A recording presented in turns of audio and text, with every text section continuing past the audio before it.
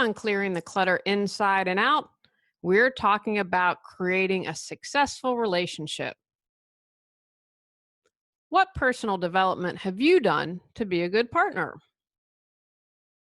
Have you thought about the baggage you may be bringing into a relationship? Why is honoring your emotions an important part of a healthy relationship? Learn tips to have a successful relationship as we continue our month focusing on fall.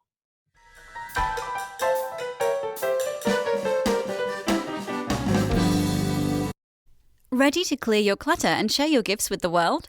Every Tuesday at 1 p.m., join award-winning professional organizer, author, and certified life coach Julie Coraccio on Clearing the Clutter Inside and Out, as she teaches you how to navigate the waters to declutter your life. Julie Coraccio destroys the box and examines clutter in all areas.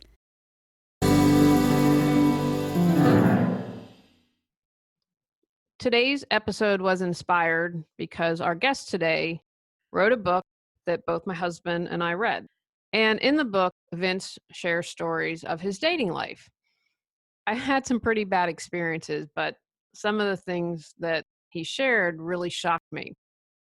The worst thing I had was a man who told me he happened to be an ex-priest. So tell you, if you decide not to be a priest and start dating again, you may want to rethink your strategy and not be so picky. I was at my fighting weight and looked really good and would be thrilled to be back at that weight now.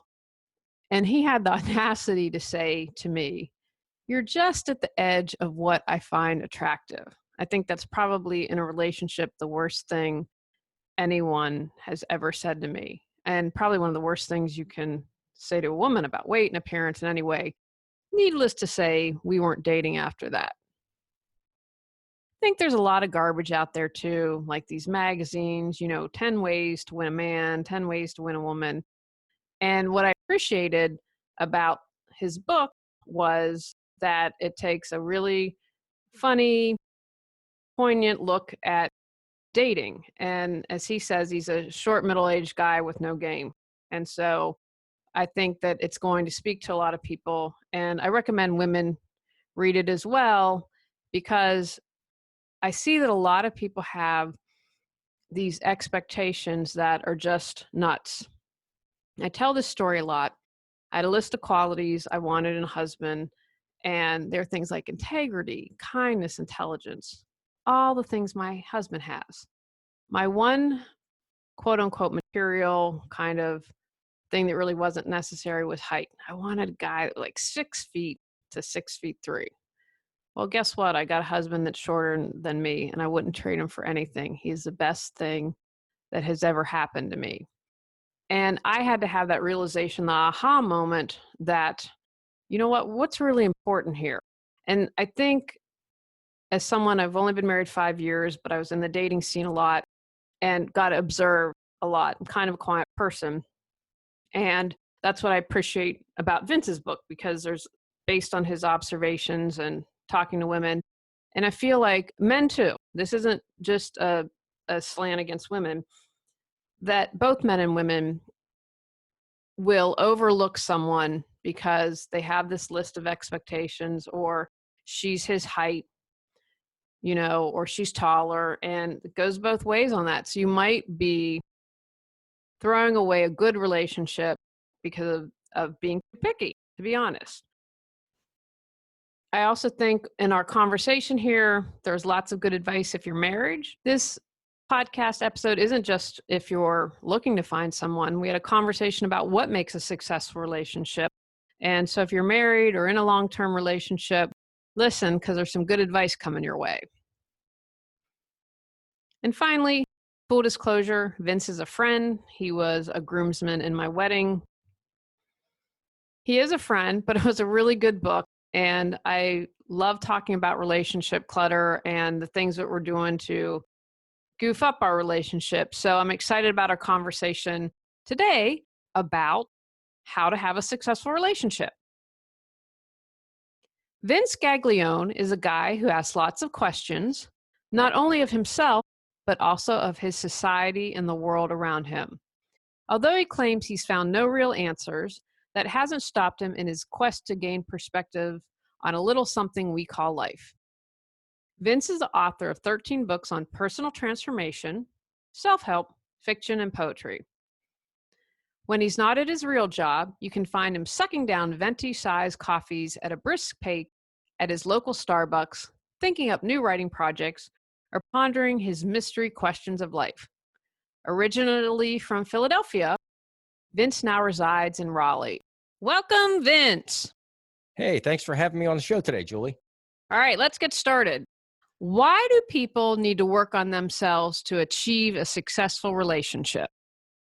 Well, because if they don't know exactly what it is that their issues are, for example, then they're going to potentially keep carrying those forward into future relationships. So it's really important to understand yourself well. It's also important to understand what you're looking for, what really, know the inner you, essentially. To do that, the only way to have a successful relationship is to know yourself well. And then you, for the most part, you know what you need, what you desire, what you're looking for, as opposed to not knowing and then just kind of, throwing darts against the wall, which is what a lot of people seem to be doing today.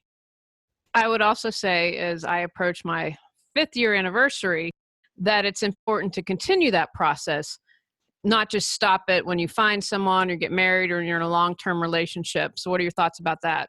Yeah, that's true, because we all change over time. We're still essentially the same people, the same core, but we do change in small, subtle ways. Sometimes they could be large changes, but it's important to take a look, stop, pause, and reflect. Get an idea of, where you are and kind of, check in with yourself. And when you do that, you have a better idea. You know exactly what you're doing, where your mind is, where your heart is going forward. So it's very important to do that, because if we just stop and we never look back and we never reflect, then things can go awry pretty quick. All of a sudden someone has changed and then the other person hasn't, and then you diverge in your paths.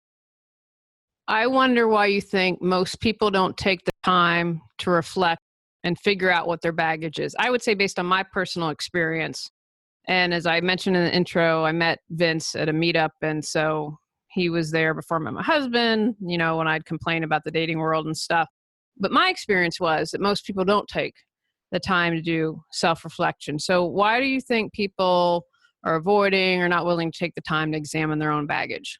Well, it's a very hard thing to do, especially if you kind of, understand or know that you might have some shortcomings. It's a lot easier to just kind of push those aside and keep going as you are, without really stopping and facing, kind of looking yourself in the mirror. Also, people are very busy these days as well, so they don't necessarily slow down. We live in a fast-paced society, and it's really easy to jump from point A to point B without ever taking time to sit back and reflect and take a personal inventory. They can stop social media. I mean, people waste a ton of time on Facebook. I'm on all of the social media for business, but I've taken a step back. One, because people have gotten crazy on social media, but it just is such a time sucker. So that's when someone will say to me, "Oh, I don't have time to declutter." I'm like, "Yeah, you do. How much are you spending on social media or playing video games or whatever?" So what do you think about that? Yeah, that's true. I found myself doing that at times as well. Sometimes you can just sit there and scroll and review status updates and just watch a feed. And the next thing you know, 15 minutes have gone by and you wonder, where'd that last 15 minutes go? So people get trapped in the minutia of the day to day, that they don't spend the time to reflect back, or at least take that time to just, quiet themselves. And then that's where you find you make progress. But if you're just bouncing from A to B every day and it's nonstop, then you're never really turning yourself off and you're never really listening to your inner voice. It's really easy to just do that. Once you get started down that path, it gets very difficult to kind of break out of that. So it's like you have to forcefully stop yourself. Otherwise, it just becomes a part of, what you do. This is your day every day.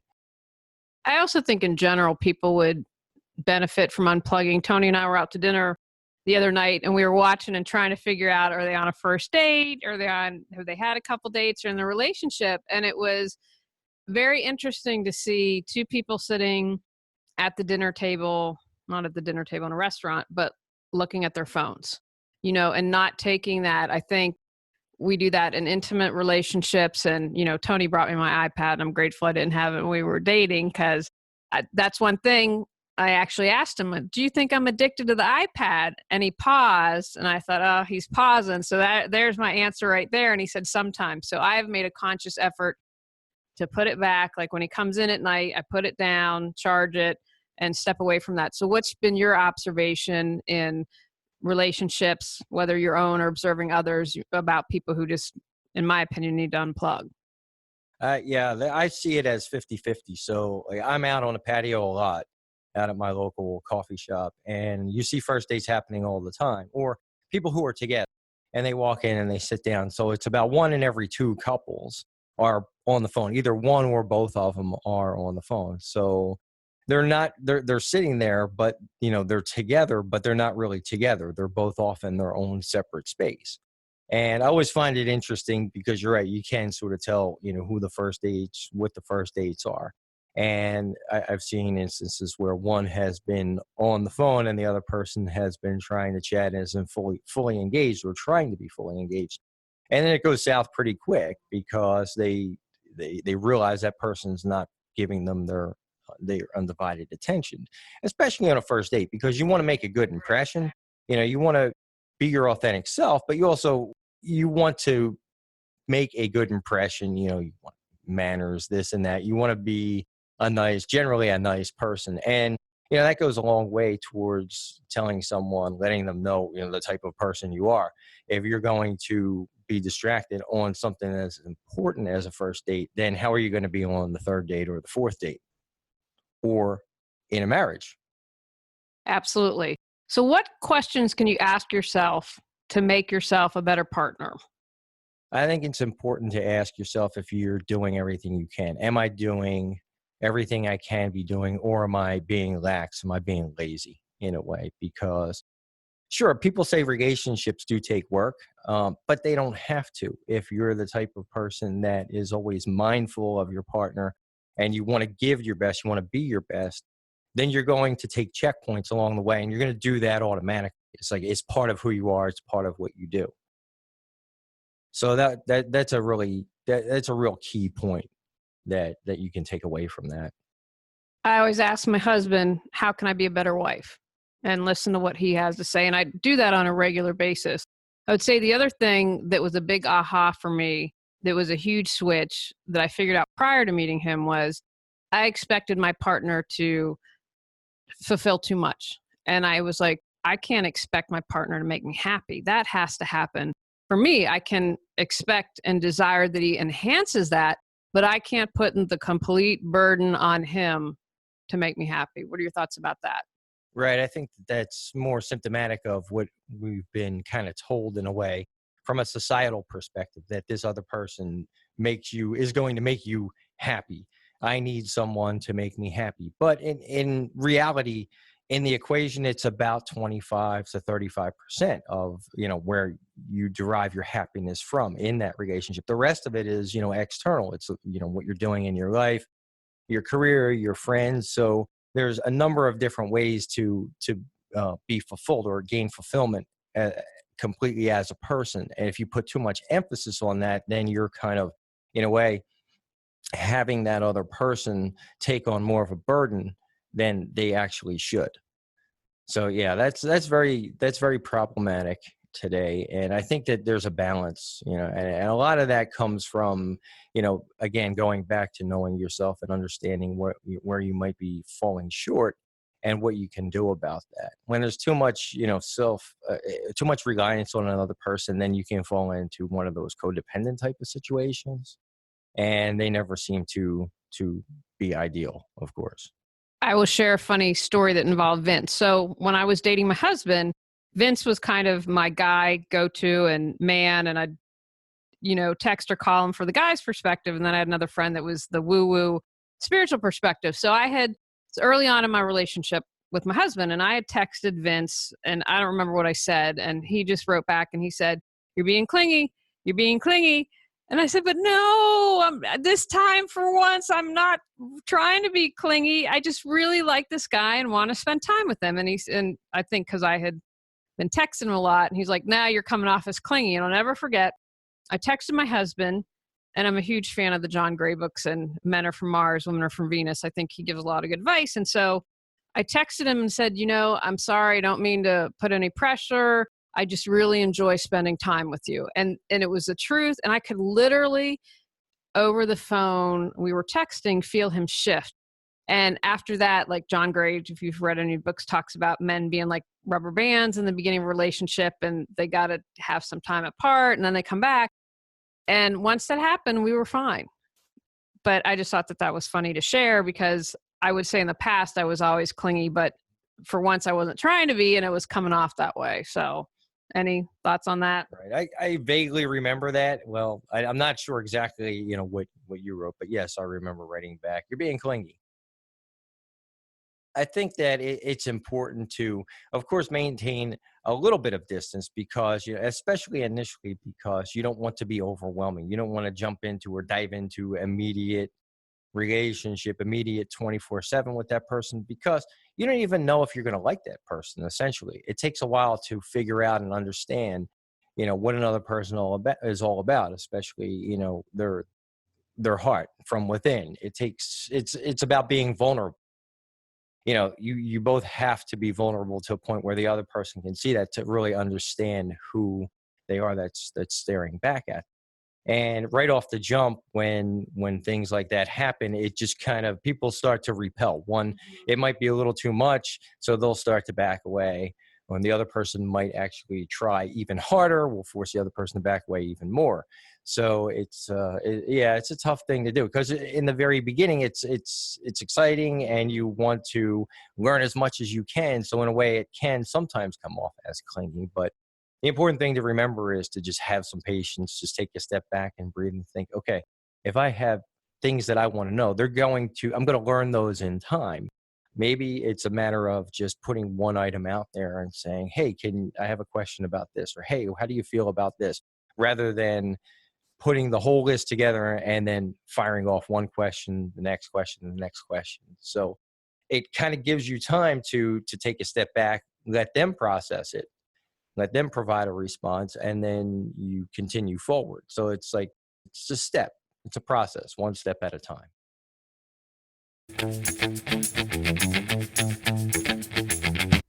Do you keep saying you'll declutter, get organized, or pursue your dreams someday, but someday hasn't come?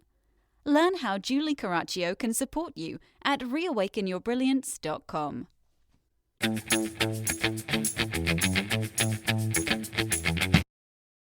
I would also say, this just popped in my head. One, first, hopefully I won't end up on I Murdered an Ex, Married an Ex Murderer. Those shows always crack me up, because I'm like, I don't believe it. You have had to known at some point. You can't be that clueless. But anyway, I think a mistake people make is that they have this laundry list of items that they're looking for in a partner. And, I tell the story. I wanted things like someone who was intelligent, had integrity, and I had a height thing, which we'll get into a little bit later. But once I removed that from my list, I found my husband. But I've seen people, like I felt I had, except for the height thing, integrity, having a good personality. They were solid qualities. They weren't like, he's got to make $1 million. And I know people, I met this woman once, I'll never forget this, when I first moved to Raleigh, and she had like 100 things that her guy had to have. And one was like a boat, an airplane. I mean, and she said she met someone. I'm like, yeah, you're probably divorced now. But it was just beyond the pale ridiculousness. And I think that a lot of people, and I say this is both men and women, they just have these ridiculous expectations of what they're looking for in someone that most humans probably couldn't meet. What are your thoughts on that? Yeah, I think it's pretty easy to get caught up in all of the things that you want from maybe from a material or lifestyle or whatever perspective, not necessarily thinking about the actual person, the type of person you're looking for, their interpersonal qualities. So it's easy to say, okay, well, I'd like to meet someone who has this type of job, who makes this much money, this type of car, that, etc. But what it really comes down to is the interpersonal qualities that that person brings to the table. So if you focus on those, then that kind of clears many things up. So it's kind of like it's no longer cloudy in your mind. You know the type of person you're looking for, and then everything else is sort of negotiable. Realistically, if you find that type of person who has the qualities you're looking for, then is having the boat all that significant? Do they really want the boat? Does it really matter anymore? So yeah, I think we've gotten to a point where people have become they're just, past experiences they've accumulated and a lot of negative experiences that they say, okay, well, I'm not going to settle anymore. And not settling to me means they have to have this, they have to have that. And they come up with a giant list when essentially that's really not that important in the grand scheme of things. So if someone's looking, how will they find a successful relationship? And I think whatever your response is will probably be work for someone maybe who's in a relationship now that's not successful and struggling. So what would you say to those people who are in that position now? The people who are in the relationship and struggling or looking for a relationship? If they're going to be a different answer, you get to answer two Oh, questions. okay.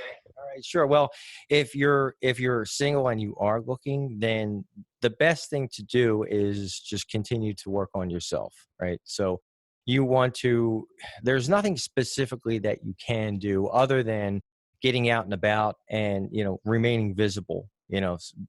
People are not going to come to you. You can't just, sit there and hope someone knocks on your door and then there that person is. So you have to be out there, you have to be visible, do some social activities, things that you're interested in doing, just meet people, talk to everybody.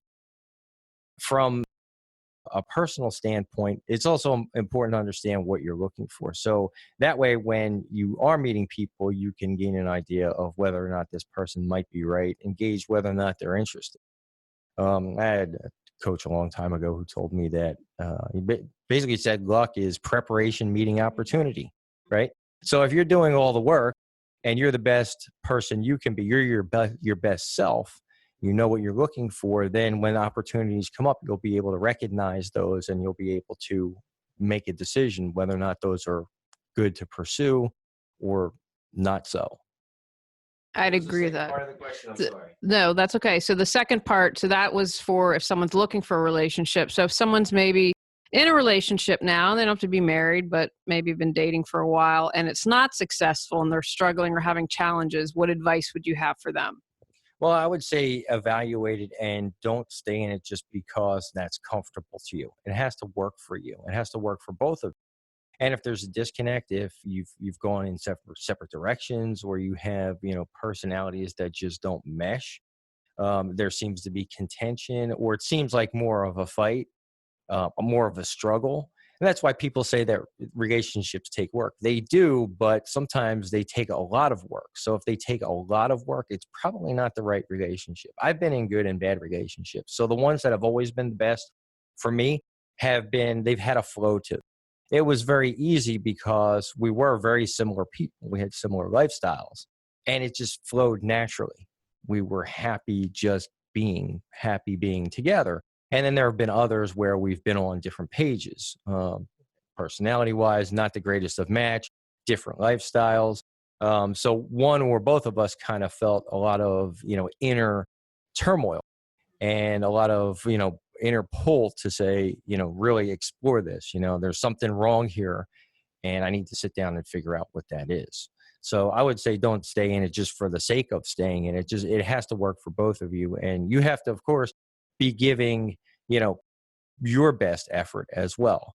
There's a point between giving your best effort and knowing that something's untenable. And listen to yourself because your intuition really does know. It knows more than what our logical brains know on an emotional level and on a soul level. So it's important to listen. So if you're hearing yourself say this isn't right, then you might need to explore that further. Now, in your book, you talk about honoring your emotions, and correct me, you might have phrased it differently because that's how I would call it. And I did an episode on that because I think it's super important. But I'd like to hear your perspective on what you mean by that and What does that mean to you and in relationships? To me, it means not putting them aside. So if you're feeling something, then take the time to explore it and to really understand it. And also, don't put it away. Don't just package it up and say, okay, well, I'm feeling this way, so I'm just going to stifle this. And you have to at least express that, know what it is. And then if you're going to be upset about something, then feel upset. It's okay to be upset. It's okay to be angry, that all those emotions come out. And then once they do, then figure out what your next steps are, what you can do to kind of move forward, what you can do to help your situation. But it's important to honor those, know what you're feeling, and then be able to feel those emotions. Because when you don't, they just sit there and they just sort of fester in a way, and it comes out in other ways, and then it sort of clouds the primary emotion that was at the core of it. So then you can easily lose sight of that and then go off on a different direction, not fully understanding what's really going on. So Tony and I had our first big fight in April, and we ended up, I was so angry at him. And as he put, I lost some of my unicorn shine. But I was angry. It's one of the angriest things I've ever been in my life. And I knew, but it was really helpful because it taught me a couple things. One, I knew in that moment, as angry as I was at him, I'd have to forgive him and I'd have to move past it. And I'm like, oh, now I understand why people get divorced. Or you think, gosh, they haven't been married that long. And so doesn't make sense. But I thought, oh, because it starts out as this little, okay, that's this fight, but then the emotions aren't honored, they're not shared, it's never fully vetted. And so then something else builds upon that and builds and builds and builds. Whereas if you would have dealt with something at the beginning, then it would have been fine. And the other thing that was really important is I knew in that moment, I can't solve this. I need support. And my husband's not into the woo-woo as much as I am. So I felt the universe had our back.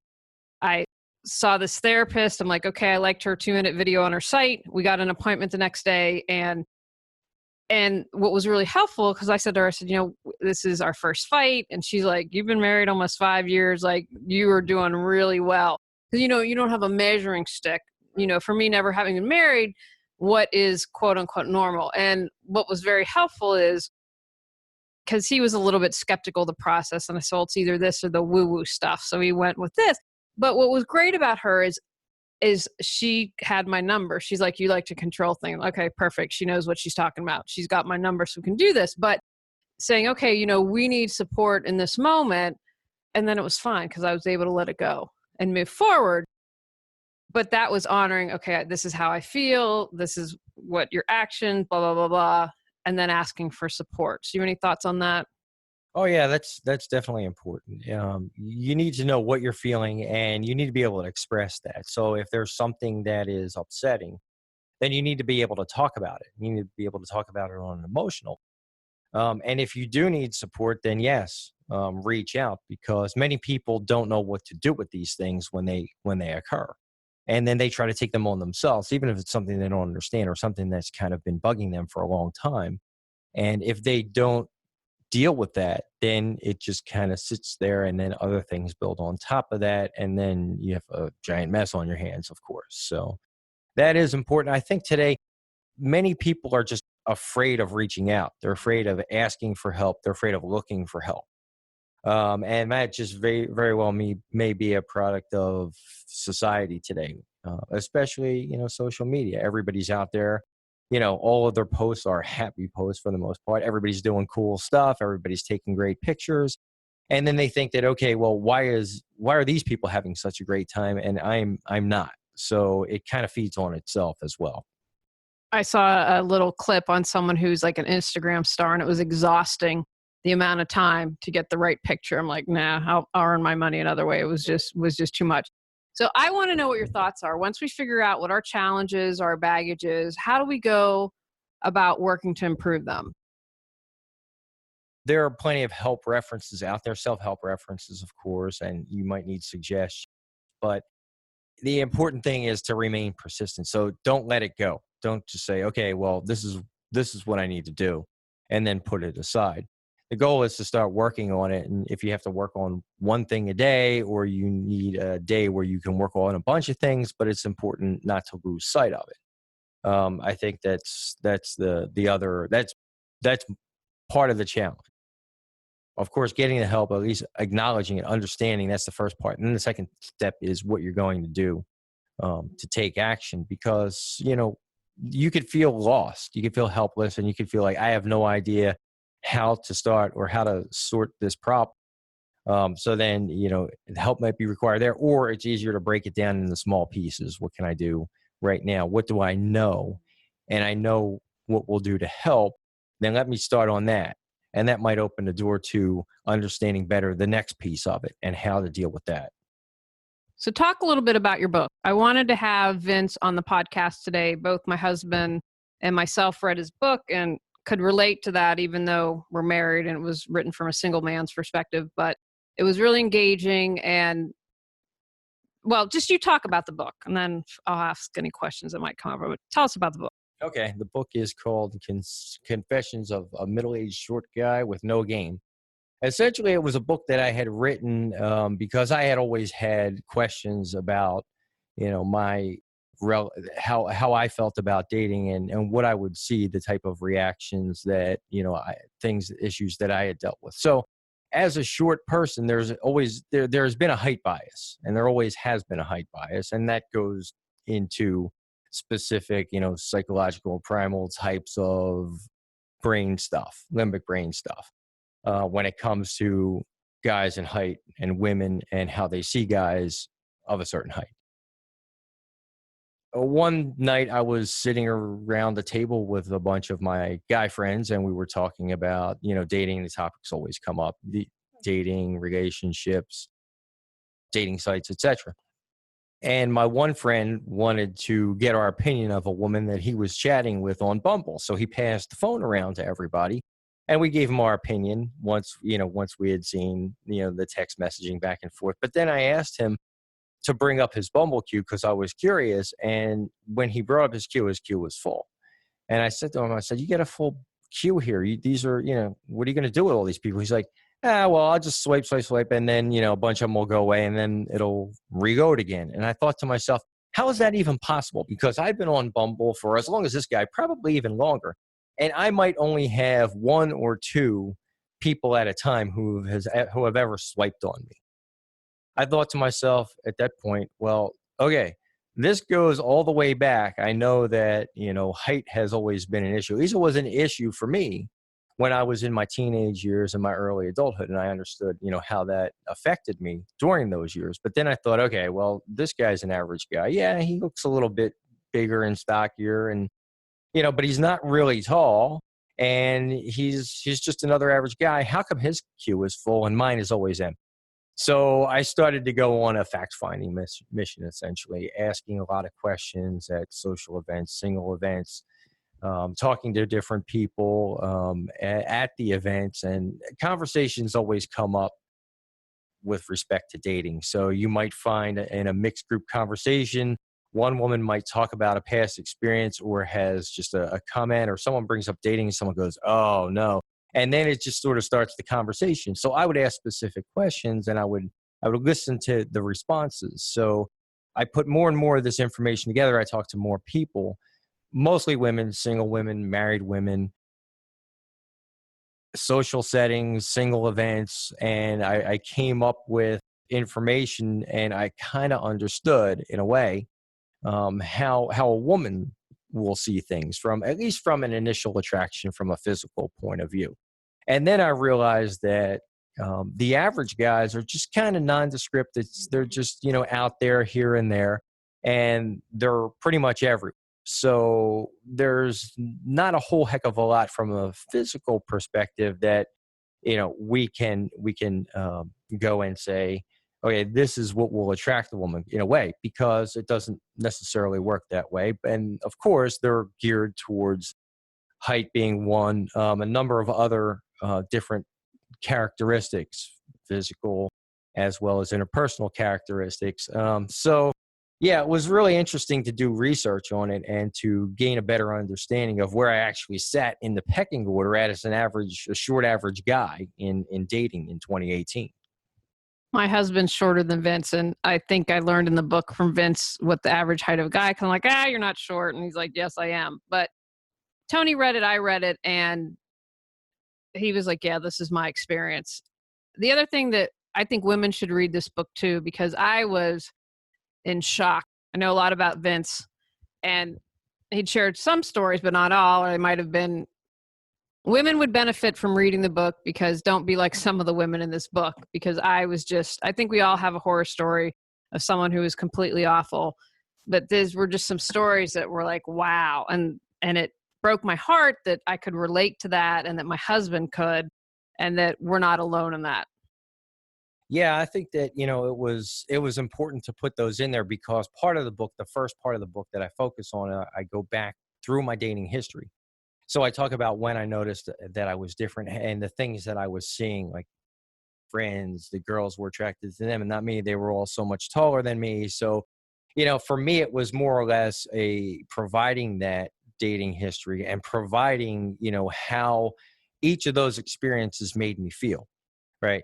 So, and how that affected me going forward. So definitely, what I saw in my teenage years and understanding, where the attention went left me in a pretty bad state in my 20s because I would internalize all of this stuff. So I wasn't like one of those guys who would just ask anybody and just one said no, the next one said no, keep going. I kind of took those personally. I kind of thought to myself, okay, what's wrong with me? How come everybody is saying no to me? So that affected me for many years going forward. So that took me through my entire 20s and into my early 30s. So, it lends itself towards the things, the negative experiences we accumulate when we're young, how they affect us, how they could affect us if you're not, able to work on those issues and process them appropriately and get the help you might need and understand. That was the big key for me, is in understanding. I kind of knew, but I really wanted concrete evidence. It's like, okay, this is how it is. Yes, there is a pecking order and I know where I sit and I'm okay with that. Going back, it was like you had said earlier, oh, you're not short but really that's not actually the truth. I am short. I am shorter than the average height, which makes me short. So it was just more or less, understanding and then forming conclusions based on my understanding rather than just having the information be floating around out there and not being able to make sense of it. So was I short? Was I not short? Well, I needed to figure out.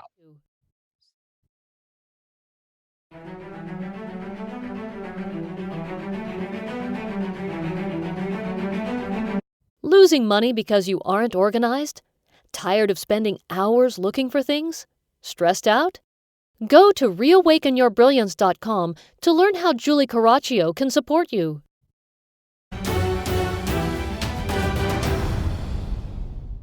So that's the first part of the book, is your story. And then what's the second part? It's broken up into three parts. The second part are the observations that I've made and the information that I was able to piece together by attending these events and listening to conversations, having one-on-one conversations with people. So those are all my observations, and I provide more or less the qualities that women find to be the high value qualities in men. And I list those out and I provide some details and I provide examples of, how this plays out in a social setting, especially at singles events. So that was really interesting to see, to understand, okay, this is a quality that women are, find attractive. And then to see a guy with one of those qualities and another guy not with those qualities, and they're both talking to the woman in a group conversation, and you could see who she's gravitating. It was very interesting. The third part of the book was more or less present day dating dynamics, where I bring social media into it, and the how we as a society are also affected, how we've changed as a society, and how dating has become, in a way, less of a priority. People don't take it as seriously, that type of thing. Even though they might be out there looking, they really don't take it seriously. So they don't put effort into it in a way. So I talk a lot about the dating dynamics of 2018 in the third part of. And then I end with some conclusions and words of advice. All right, Vince. So one of the things that I have all the guests do and that I do every podcast, I want you to leave us with 3 take action items that people can do moving forward, or you can do more than 3, but at least 3. All right, what do you got for us? Okay. The first thing is to be authentic. Be who you are, especially if you are single, because people want to see the real you. So if you kind of mask that or cover up the real you, sure, we could put our best foot forward. Everyone needs to put their best foot forward, of course. But if you're covering who you are in the process, then it eventually will come out anyway, because we always get to an understanding of who that person is that we're interacting with. It might take a few weeks, it might take a few months, but we always figure that out. And that's everyone. So that would be the first thing. Be authentic. Next thing is just to remain positive, especially if you are single, because it's a jungle out there and we have a lot of negative experiences. Even though, we may have had some positive, those of us who are single probably have some negative as well. So it's really easy to become kind of jaded about it. But if you're out there, you're trying to meet people, then it's important to, in a way, put your best foot forward, but just remain positive, maintain a positive disposition. That's key, because if you're out there and you're at an event you don't want to be at, or, someone had messaged you and now they're not messaging you anymore, and you go out there, you have that on your mind, it's going to take away from your experience. So, it's important. And the other thing is also to live in the moment, be present, understand that not everything has to have an end result. So you can't say, or you shouldn't say, okay, I'm going to this event to find a date. I'm going to meet somebody here and I'm going to get a phone number or get an email and I'm going to schedule it. And if you do that, then you're not really there, being your authentic self. You're not enjoying it for what it is. And you're also kind of like looking, you might wind up missing pieces of conversations, or just missing being in that environment because you had an agenda and you had focused on that. And it sometimes it does work, but more often than not, it leaves you kind of feeling bad that nothing materialized. And that's happened to me. I've done that myself a couple times, so I always try to catch myself when I'm doing that. Or if I know I'm at a place where I don't want to be, or my heart really isn't into it, then I'll just make sure I make my exit fairly quickly rather than prolonging the pain, so to speak. So your take actions are to be authentic, be positive, and be present. Now, Vince, tell us how people can purchase the book or find out more information about you. All the information is on my website. It's www.vincegaglione.com. I have a Twitter page. I have a Twitter handle, Facebook. My Twitter is @VinceGaglione. Facebook, I have a number of different pages. One, my personal page, but the book also has a companion page called The Average Joe Dating Confessional. So if you go and type in Average Joe Dating Confessional, it'll pop up just like the page. All the information is out there. I'm also on Goodreads, Google Plus, and Instagram as well. We will put Vince Gaglione. He's a nice Italian boy, so we will spell it out for you and put that in the show notes, as well as the YouTube link. And his book is available purchase on Amazon. Well, thanks for coming out today, Vince. Certainly. I appreciate the opportunity. It was great. On our next episode, we're talking about kids' paperwork and art. Go out, clear the clutter to create the life you choose, deserve, and desire. Ready to live a more joyful and fulfilling life? Sign up for our newsletter at reawakenyourbrilliance.com and receive a free copy of 10 Steps to Clearing Clutter Inside and Out. If you enjoyed today's episode, please rate and review Clearing the Clutter Inside and Out. See you next Tuesday at 1 p.m.